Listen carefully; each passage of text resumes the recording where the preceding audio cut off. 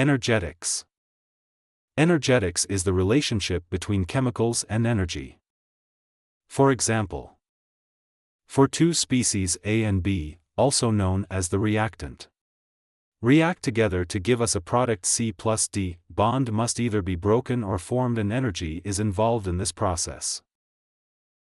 Enthalpy. Enthalpy is the total amount of heat a body contains. For example, presently your body is undergoing metabolism, breaking complex molecule of carbohydrate into its simplest form called glucose, and during this process, energy is involved and the total amount of energy that is involved is said to be enthalpy. Enthalpy is designated or represented as H and change in enthalpy is designated as delta H. For example, A react with B to give us a product C and D. A, B is the reactant and also it is the initial of the equation. C, D is the product and also the final of the equation. The differences between the final and the initial is the change in enthalpy.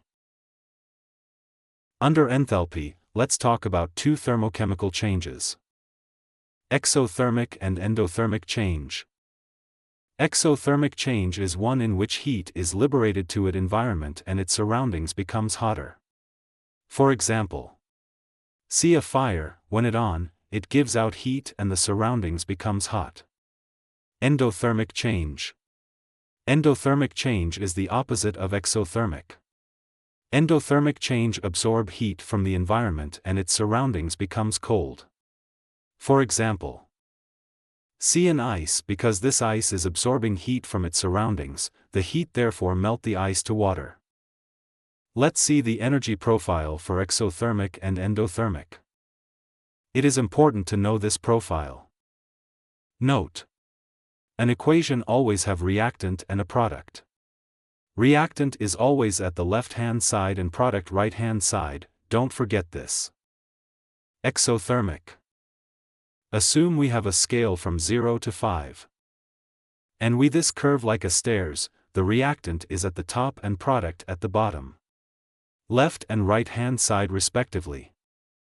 If we trace the reactant to the scale, the value is 4, if we do the same for product, the value is 1. And remember we said for enthalpy change, it is product minus reactant. So this is 1 minus 4 equals minus 3. So therefore an exothermic change is a negative change. Endothermic. In endothermic, the curve is reverse, leaving product to be at the top and reactant at the bottom. When we trace out the value and apply the formula, we will arrive at an answer of plus 3. Therefore endothermic is a positive system. Note that the reactant is always at the left and product is always at the right-hand side. This is the well-drawn and label diagrams for each. It is very important. Identification of thermochemical equation. Carbon plus oxygen. Is this reaction exothermic or endothermic? When given an equation like this, the first thing to do is to look at the value of the delta H, is it is positive or negative. For this equation enthalpy change is minus 393 kJ per mole. Therefore it is negative and it is exothermic reaction. Here's another example. Exothermic or endothermic? Remember to look at the value of delta H. Another example for you to try. If you are not still getting it, you will get help from our community. Types of reaction. Enthalpy generally is about heat and several reactions are used to describe this heat. For example, heat of formation, heat of vaporization, heat of combustion, heat of solution, heat of neutralization, so on. These reactions helps describe enthalpy better. Let's see some calculations. The heat of combustion of propane is minus 2211 kJ per mole. Calculate the heat of formation of the compound given that delta H of carbon dioxide and delta H of water are minus 393 and minus 283 respectively. First thing is to write out the formula and the species. Carbon dioxide and water are the product species. Propane and oxygen are the reactant species. When we substitute them into the formula, product minus reactant, it will be open bracket 3 molecules of carbon dioxide plus 4 molecules of water close bracket minus open bracket propane plus 5 molecules of oxygen. The numbers of molecules 3, 4, and 5 are coming from the balancing of equation. Carbon dioxide and water has a value, same with propane, but oxygen does not have any, so automatically, it is 0. Substitute the values into the calculations, also multiply it with the numbers of molecule contained in the equation like the 3, 4, and 5 present. Be careful with the bracket and the signs these values carries, so that you will not get it wrong. Recall that the value of oxygen is 0 because it was not given and we are only left with propane on the reactant species. When you calculate these values, you will arrive at an answer of minus 100 kJ per mole. Example 2. Calculate the delta H for the oxidation of carbon monoxide to carbon dioxide in the reaction below.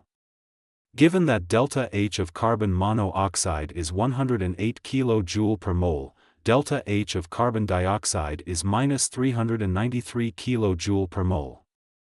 Solution. Always remember the formula as the first step to take, product minus reactant. Carbon dioxide is the product, carbon monoxide and oxygen is the reactant. Since the value of oxygen is not given, automatically the value is 0. When we calculate this like we can see, we will arrive at an answer of minus 501 kJ per mole. Try this example and post your answer on our community. Entropy. Entropy is defined as the degree of randomness or disorderliness of the particle of a system. For example, we have 3 states of matter. They are the solid, liquid, and gas. For something to be random means a motion that lacks rules. In other words, it is disorder. When solid changes to liquid, it is called melting. When liquid changes to gas, it is called vaporization. When a solid changes directly to gas without passing through the liquid phase, is called sublimation. When gas changes to liquid, is called condensation, and when liquid changes to solid, it called freezing. So among this 3 state of matter, gas moves at more random than the rest too. Entropy change. Recall in enthalpy change, it was delta H product minus delta H reactant. For entropy change, it is delta S product minus delta S reactant. Note: when change in entropy is positive, there's an increase in entropy. And entropy is positive if the number of gaseous products exceeds that of the reactant. For example, see this equation given.